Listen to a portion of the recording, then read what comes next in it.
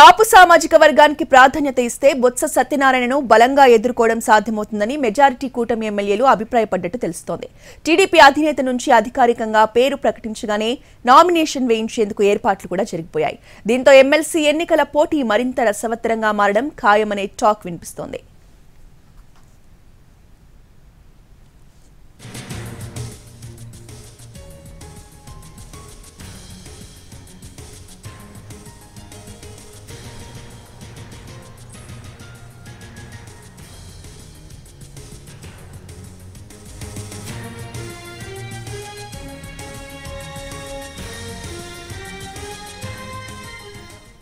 మొత్తం 838 మంది ఓటర్లుండగా వీరిలో వైసీపీకి 598, కూటమికి 240 మంది సభ్యుల వరకు సంఖ్యాబలం ఉంది.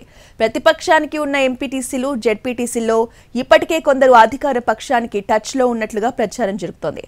అటు వైసీపీ, ఇటు కూటమి అభ్యర్థి బరిలో ఉంటే ఓటింగ్ కీలకంగా మారుతుంది. మ్యాజిక్ ఫిగర్ 460 కాగా కనీసం 500 ఓట్ల మద్దతు లభిస్తేనే ఈ ఎమ్మెల్సీ ఎన్నికల్లో కంఫర్టబుల్ విన్నింగ్ సాధ్యమవుతుంది.